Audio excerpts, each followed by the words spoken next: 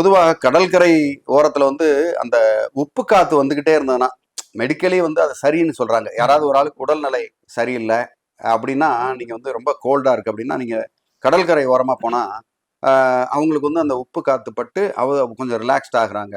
அந்த கடல் அலைகளை பார்க்கும்போது ரொம்ப மனசுல உள்ள பல பாரங்கள் வந்து இறங்குது. இப்ப பர்சனலாவே நமக்கு ஏதாவது ஒரு ஒரு ப்ராப்ளம், ஏதாவது ஒன்று தீர்க்க முடியாத பிரச்சனை இருந்ததுன்னா, கடற்கரை ஓரமா ஒரு 1/2 மணி நேரம் உட்காந்துட்டு வந்தோம்னாலே கொஞ்சம் நல்லா தான் ம். இருக்கு. ஆனா பணக்காரங்களுக்கு வந்து அந்த இடத்துல எப்படின்னா, உங்களுக்கு சாலை ஓர சத்தம் இருக்காது. ம். அலைகள் சத்தம் மட்டும்தான் இருக்கும். அந்த அலைகள் சத்தத்துல வேற எந்த சத்தமும் வந்து பெருசா நமக்கு காதுல விழாது. ம். அதனால அமைதியான சூழ்நிலை, நல்ல காத்து இதெல்லாம் வரும். அதே மாரி சுனாமி வந்தாலும் அவுட்டு தான்னு வச்சுக்கோங்க. அது வேற விஷயம். சுனாமி 200 வருஷமோ, 300 வருஷத்துக்கு ஒரு தடவ தான் வரும். ம். அதனால அத பத்தி ஒரு இது இல்ல. பட் அது மாரி அந்த பீச் மணல்ல நடந்துட்டு வர்றதும், இல்ல மாடியில உட்காந்து அத ரம்மியமா அத பார்க்கறதுமே ஒரு சந்தோஷமான விஷயம் தான்.